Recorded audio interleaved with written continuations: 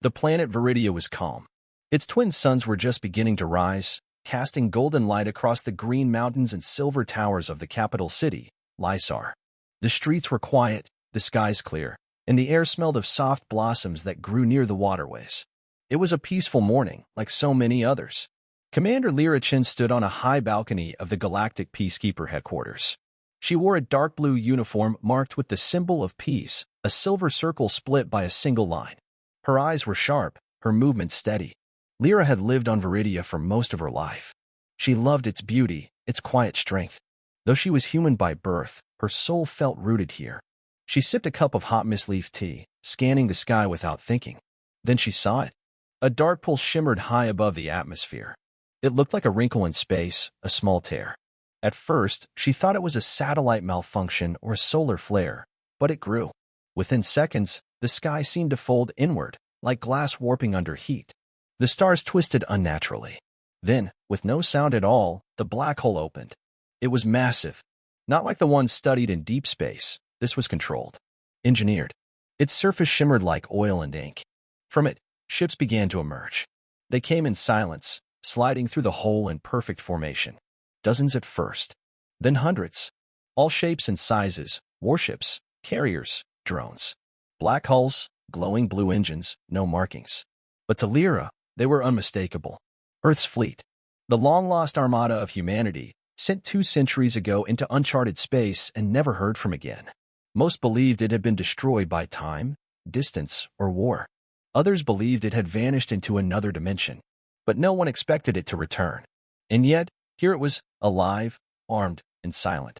The city's emergency sirens screamed to life. Sky shields activated across Viridia. Defense satellites rotated toward the intruders. Across the planet, people looked up in fear. Lyra dropped her cup.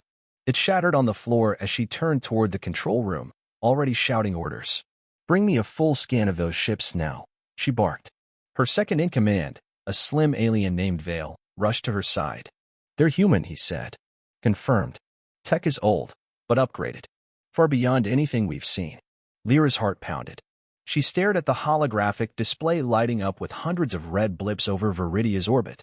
The fleet wasn't attacking, but it wasn't answering calls either. A message came through. One line of text on every frequency. "We have returned." Lyra's breath caught. "Get me a diplomatic vessel," she said quietly. "I'm going up there." Vale looked alarmed. "Commander, that's madness. We don't know what they want." "I know," she said, "but I have to find out." In less than an hour, she was suited, armed, and aboard a small peacekeeper shuttle, rising into the sky toward the silent fleet. The black hole still hung above the planet like a scar in space. As she approached the nearest warship, 3 times the size of Viridia's largest station, its lights flickered on. A docking bay opened, slow and precise. They were letting her in. Lyra set her jaw and guided the shuttle inside. She had no idea what she would find in there, only that Earth had come back, and nothing would ever be the same again. Lyra stood alone in the docking bay of the Earth warship. The massive hangar hummed with energy, yet there was no sound of footsteps, no welcome party, no signs of life. Rows of black machines lined the walls, each one shaped for war: drones, mech suits, missile pods.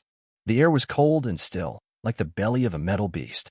The doors behind her shuttle sealed shut. Lyra placed a hand on the blaster at her side, not to draw it, but to remind herself it was there. A voice echoed from above. "Commander Lyra, welcome aboard the ESS Judgment." The voice was calm, precise, too calm. It wasn't a human voice. It was artificial. "I'm here to speak to your commander," Lyra said firmly. "This is a diplomatic visit. I'm not here to fight. You will be taken to Admiral Kael'vas.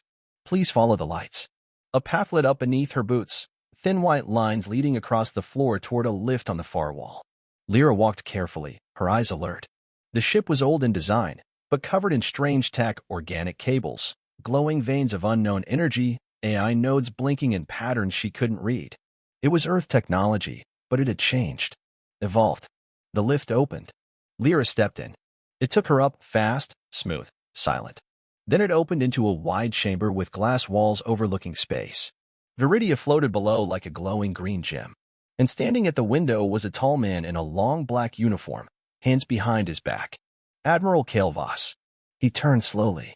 His face was older than she expected, but sharp. Gray streaked his short dark hair. His skin was pale, like someone who had lived too long away from the sun. His eyes were piercing and cold. "Commander Chen," he said. His voice was low, controlled. "You've grown." She stared at him. "Do we know each other?" "No," he said. "But I knew your father. He served under me. Long ago." Lyra blinked. Her father had died in a skirmish before she was born, at least. That was what she had always been told. But there was no time to ask more. "You should not be here," she said. "This is a peaceful system. Your arrival has caused panic. State your intentions." Voss nodded slowly. He walked to a table in the center of the room and activated a hologram. It showed a map of the galaxy, Earth's old territory, plus systems that had never been part of it. "I understand the fear," he said. "But Earth has returned. The fleet survived. And now it will reclaim what was lost." Lyra frowned. "You think the galaxy belongs to Earth?" "I think Earth has a right to lead it," he said, his tone calm but firm. "We were abandoned, left to drift through time, through space beyond space. We survived. We adapted. And we saw what this galaxy became without us." Lyra folded her arms. "Free. Peaceful. United." Voss looked at her. "Weak. Divided. Vulnerable." He tapped the hologram. It shifted, showing images of alien systems, colonies, trade routes. "This galaxy is fractured, full of conflict. Minor powers grasping for control. Earth will bring order. Unity." Lyra stepped forward. "By force." He didn't answer right away. Then he said, "If necessary." She stared at him, anger rising. "You call that leadership? You show up with warships and make demands. That's not peace. That's conquest." Voss's eyes narrowed. "You sound like one of them." "I am one of them," she said quietly. "I was born on Viridia. I serve its people. I protect its peace." A long silence followed. Then Voss said, "You'll have time to think. This fleet is only the first wave. Others will come. Earth is no longer a dying planet. It is reborn. And it remembers everything." Lyra's fists clenched. "This is madness." "No," Voss said. "This is justice." The hologram shut off. Voss turned back to the window. "You may return to your planet. Deliver the message. Earth has returned. And soon, Earth will lead again." Lyra didn't speak. She turned and walked to the lift. The doors closed behind her. As she descended back to the hangar, her mind spun. Earth's fleet had changed. Voss wasn't just a commander, he was a crusader. And he believed what he said. Back on the shuttle, she looked at Viridia below. It was beautiful, green, and fragile. And now, it was in danger. She opened a secure channel the Peacekeeper command. "This is Commander Lyrichin," she said. "We have a problem. A very big one." The shuttle touched down at Peacekeeper headquarters in Lysar just before sunrise. Commander Lyrichin stepped out, her boots hitting the ground with force. Her face was calm, but her eyes burned with urgency. She had seen enough aboard the Judgment to know that Earth's fleet was not here for peace. Vale, her second-in-command, met her at the landing pad. "Well?" he asked. "They're not explorers," Lyra said. "They're conquerors. Admiral Voss has a plan to take over the galaxy, system by system. He says it's about order, but it's about control." Vale's expression darkened. "Did he threaten Viridia?" "Not directly. But the message is clear: join Earth, or face its power." They walked quickly toward the command center. All around them, the city was waking up, but it felt different now. The air seemed heavier. Fear was beginning to spread. News of the black hole and the massive fleet had already reached the public. People gathered in groups, whispering and watching the sky. Inside the command center, Lyra called an emergency meeting with the Council of Viridia. The chamber was round, with tall windows and seats carved from crystal and steel. The counselors, a mix of humans and alien species, arrived in silence. All eyes were on Lyra. She stood in the center and spoke plainly. "Earth's fleet has returned. They are stronger than anything we've seen. Admiral Kale Voss believes Earth has the right to rule this galaxy again. He plans to force that vision into reality." Murmurs broke out. "They can't do that," said Counselor Dresk, a reptilian elder. "This is not Earth's territory." "They won't ask," Lyra replied. "They'll take." Counselor Males, a human from one of Viridia's oldest families, narrowed her eyes. "Why would they come now? After 200 years?" "They weren't lost," Lyra said. "Not exactly. They were trapped, somewhere outside normal space. They survived. And they believe Earth was abandoned, forgotten. Now they think it's time to rise again." The room fell silent. Lyra activated her data pad and projected images she had recorded on the Judgment, the warships, the advanced drones, the fleet's formation above the planet. The council studied them in disbelief. We need to prepare defenses, Lyra continued. And we need to warn the other systems. This won't stop at Viridia. The council hesitated. Some agreed, but others were uncertain. Earth was still home to many of their people. Could they really go to war with their own kind? Later that day, Lyra returned to her quarters and opened a secure channel to the Peacekeeper network. She began sending messages to allied systems, Terran's Reach, the Kalen Ring, the Free Colonies. She told them everything she knew about Voss, the fleet, the threat to peace. Then she began studying the fleet's tech more closely.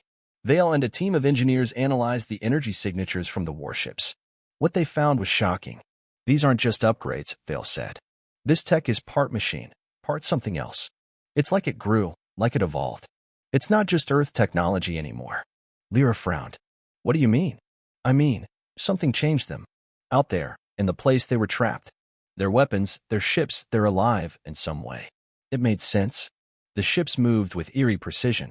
Their weapons charged faster than any known tech. Their systems didn't match any old Earth blueprints. That night, Lyra sat alone in the observatory tower. Through the glass dome, she watched the black hole shimmer in the stars above. The fleet still hung there, quiet, watching, waiting. She felt a deep unease. Voss wasn't just here to make demands. He was waiting for something, perhaps reinforcements, or perhaps the right moment to strike. Then came the message. A small planet on the edge of the sector, Oris 4, had gone dark. One of the first colonies to speak out against Earth's return. The Peacekeeper probe showed only wreckage. No survivors. No warning. Voss had sent a message of his own. Lyra stood slowly. Her hands were shaking, but her voice was steady. We're out of time, she said. The fleet wasn't just a threat anymore. It was acting. And if no one stopped it, the whole galaxy could fall. Oris 4 was gone. The images came in slowly, broken transmissions, fractured data, empty signals. Lyrichin watched from the command deck in silence. The last footage showed a fleet of dark shapes descending through the clouds. No bombs, no firestorms, just clean, efficient destruction. Energy weapons cut through shields and buildings like paper. Then the screens went black. There were no cries for help. No survivors. Admiral Voss had erased a world without warning. Lyra clenched her fists. The loss of Oris 4 was more than an attack. It was a message. A reminder that Earth's fleet wasn't just capable of war. It was willing. She called an emergency session with Peacekeeper Command. The other members, military leaders from nearby systems, joined by Hollow. Some were calm. Others were already preparing for war. The time for negotiation is over, said General Horrocks from Terran's Reach. Voss has shown his hand. Not all Earth forces may agree with him, said Marshal Ivy from the Free Colonies. We must find allies inside the fleet. Lyra nodded. Agreed. But we need to act now. Voss is testing us. He'll strike again. After the meeting, Lyra returned to her quarters. She barely noticed the warm light of Viridia's sun spilling through the windows. Her mind was racing. She couldn't stop thinking about what Vale had said. The fleet's technology was different. Not just upgraded, but transformed. Changed by something out there, something beyond normal space. She opened the encrypted files from her shuttle's scans and began comparing them to old Earth tech. Power cores didn't follow standard design. Control systems had neural layers, AI woven with living circuits. Ships responded to thought, not just input. She dug deeper, breaking through security layers. One file caught her eye. Marked Project Revenant. She opened it. It was a report, part history, part warning.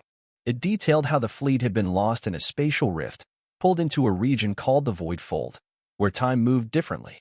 The crew had spent what felt like centuries adrift in that place. Many had gone mad. Some died, but some had adapted.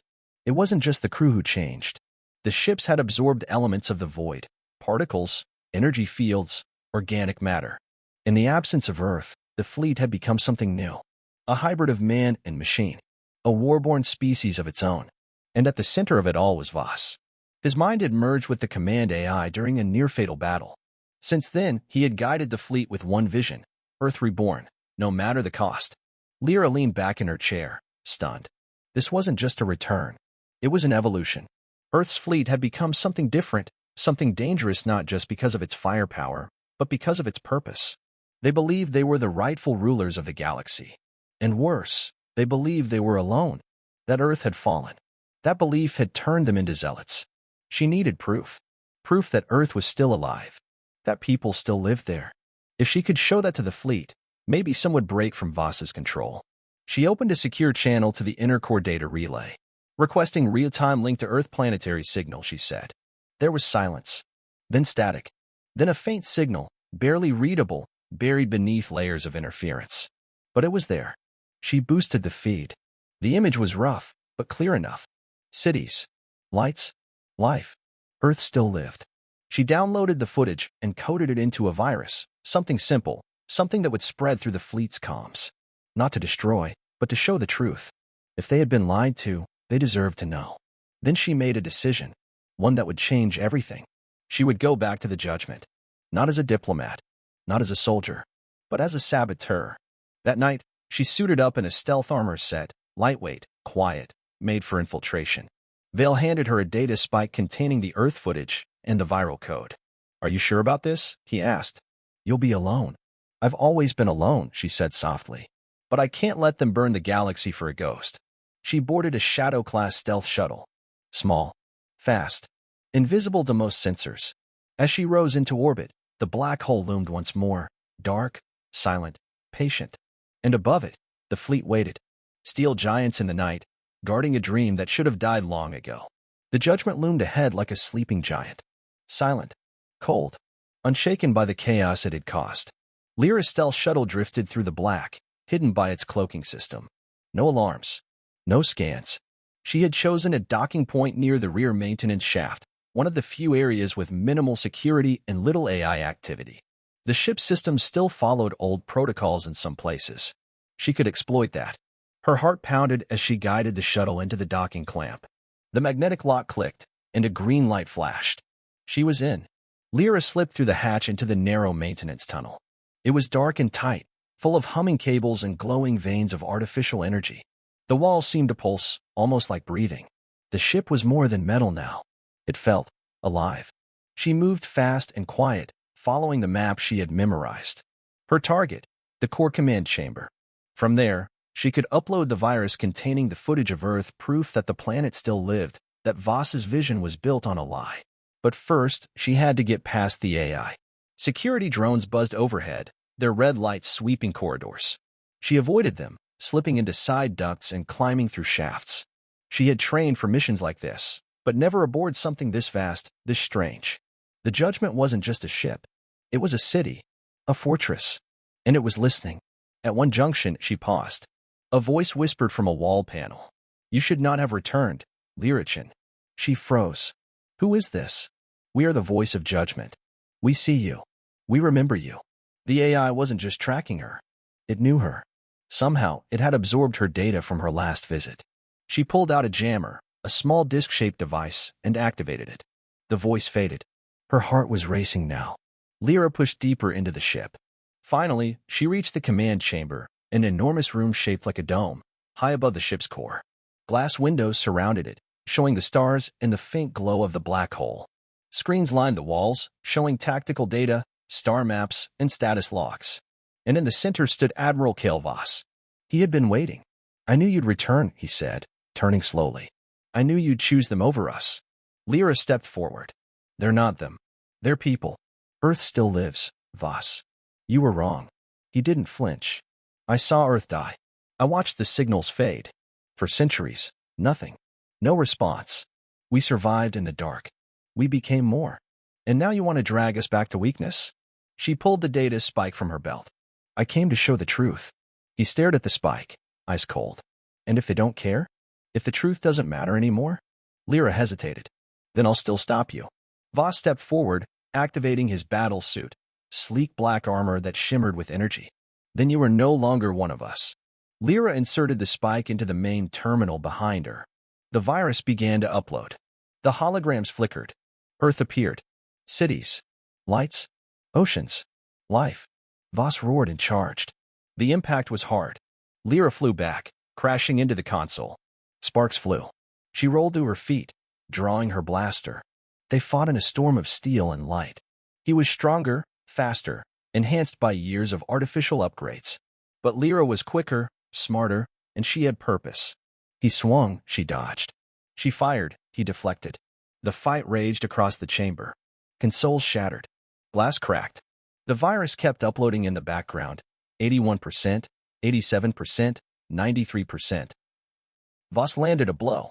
Lyra hit the floor hard, blood in her mouth. "You can't stop progress," he growled. She looked up, bruised but defiant. "You're not progress. You're a ghost." She fired her last shot straight into the command core. The console exploded in a burst of white light. The upload spiked 100%. The virus spread. All across the Judgment and through the fleet, screens lit up. Earth. Real Earth. The truth. For a moment, silence. Then the drones paused. The lights dimmed. Voices, real ones, from inside the ships began to speak, confused, angry, broken. "Earth is alive? We were lied to." He knew. Voss knew. The control Voss had built began to crumble. He stood, shaking with rage, sparks flying from his armor. "I gave them purpose," he shouted. "I gave them something to believe in. They deserve the truth," Lyra said softly. He charged one last time. But this time, the ship stopped him. The AI, once loyal, saw the truth too. Admiral Voss. Authority revoked. The floor beneath him lit up. Energy surged. Voss screamed as the ship itself shut down his armor, severed his link to the systems, and dropped him like a puppet with cut strings.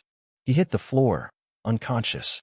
Lyra collapsed beside the console, breath heavy, limbs aching.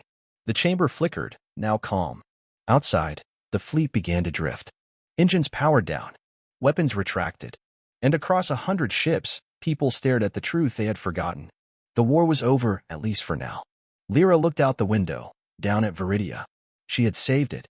But the cost was still unknown. The fleet hung motionless in the stars. Where once there had been the glow of weapons and the hum of engines, now there was only silence. Hundreds of ships, all powerful, all deadly, now floated quietly above Viridia. Their threat had vanished like a storm that broke too soon. In the command chamber of the Judgment, Lyra sat slumped against a broken console. Her body ached, bruised and burned, but she was alive. Blood trickled from her temple, and her fingers trembled from the fight. The air was filled with static and the soft hum of systems shutting down. The screens all across the chamber now showed Earth, its blue oceans, green lands, massive cities, and people walking beneath a golden sun. It was undeniable. Earth had not fallen. It had endured. Admiral Kale Voss lay unconscious on the floor, stripped of his command by the very AI he once controlled. The ship had seen the truth. The fleet had seen the truth. Lyra pressed a small beacon at her side. "Extraction requested," she whispered. Hours later, back on Viridia, the skies were clear. The black hole had closed. Whatever gateway the fleet had used was gone. The warships remained in orbit, but they were no longer a threat. They were waiting for orders, for purpose, or perhaps for peace. Lyra stood before the council in the Hall of Union, her uniform torn but her voice strong. "I've disabled the command system aboard the Judgment," she said. "The fleet is no longer under Voss's control. Their link to him is broken." Counselor Melis leaned forward. "And what do they want now?" "Some are angry," Lyra said. "Some are confused. But many were misled. They believed Earth was gone. They believed they were the last of humanity. That belief shaped everything they became." "And now that they know?" asked Counselor Drask. "They want to go home," Lyra said quietly. "They want to find out what Earth truly is now." There was silence in the chamber. Then Counselor Melis stood. "We owe you our peace, Commander Chin. Viridia owes you its future." Lyra only nodded. She did not feel like a hero. She had seen too much, felt too much. But she was grateful the bloodshed had been stopped before it spread across the stars. Over the next few days, teams from Viridia and allied systems boarded the fleet ships. Diplomats met with officers. Engineers helped disconnect harmful systems. The ships were still powerful, but they were no longer a weapon aimed at the galaxy. Kale Voss was kept in secure medical custody. He had not yet woken, though scans showed signs of severe neural degradation. His mind had been merged with the ship for too long. Whether he would ever return was unknown. Lyra visited him once. He lay still, covered in wires and machines that whispered quietly. His face was no longer fierce. He looked tired, small. She stood beside him for a long time, then finally said, "You wanted to lead. You should have listened instead." She left without another word. Weeks passed.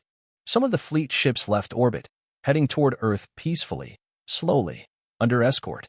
Others remained, choosing to stay in the systems they had arrived in, trying to rebuild what trust had been lost. Lyra declined all offers of command or promotion. She returned to the forests of Viridia for a while, away from the cities, away from the voices and the weight of duty. She walked among the trees, breathed the clean air, and listened to the sound of a planet at peace. One evening, she climbed to a high cliff where the sky stretched endlessly above. The stars glittered like scattered ice. The black hole was gone, but the memory remained. She sat on the edge, legs dangling, watching the darkness. She had seen the best and worst of humanity, its ambition, its courage, its fear. She had fought for peace and for truth, and somehow, against all odds, she had won. But she knew the stars would always hold more dangers. There would always be another fleet, another voice calling itself the future. She smiled softly to herself. Then she stood and walked back into the trees, her path quiet, her heart steady.